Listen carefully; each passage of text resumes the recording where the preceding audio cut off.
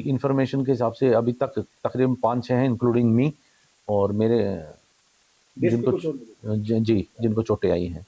CI inspector को भी मेरे चोट आई।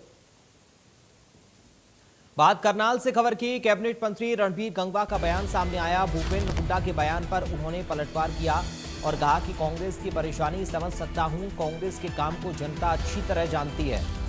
जनता ने बीजेपी पर भरोसा जताया, केंद्र और प्रदेश में बीजेपी की सरकार बनी।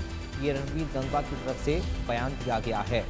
उन्होंने कहा कि कांग्रेस की परेशानी अच्छे से समझ सकता हूं, कांग्रेस के काम को जनता अच्छी तरह से जानती है, इसलिए जनता ने भारतीय जनता पार्टी पर भरोसा जताया है।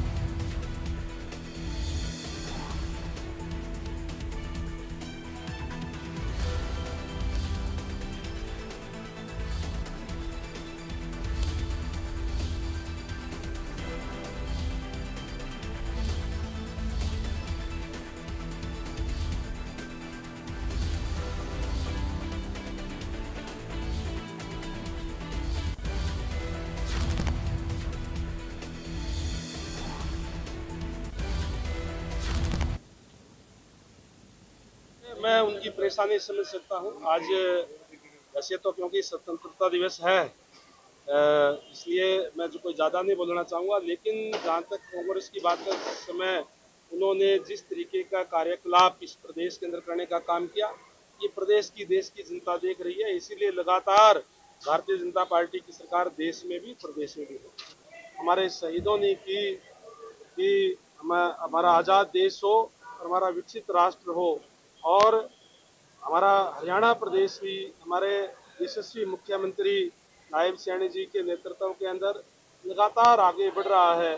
चाहे किसी भी क्षेत्र की बात हो, चाहे शिक्षा की बात हो, चाहे रोजगार की बात हो, चाहे उद्योगों की बात हो, आज हरियाणा निवेशकों की भी पहली पसंद बना हुआ है।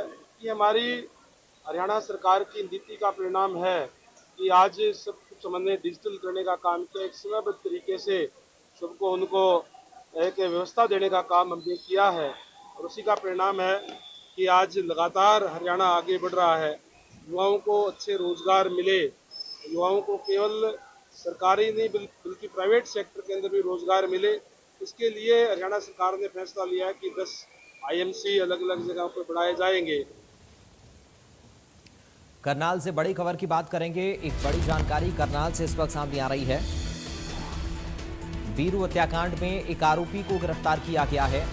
एक आरोपी की गिरफ्तारी हुई है। आरोपी को मुंबई एयरपोर्ट से गिरफ्तार किया गया है। पुलिस आरोपी को लेकर करनाल पहुंची।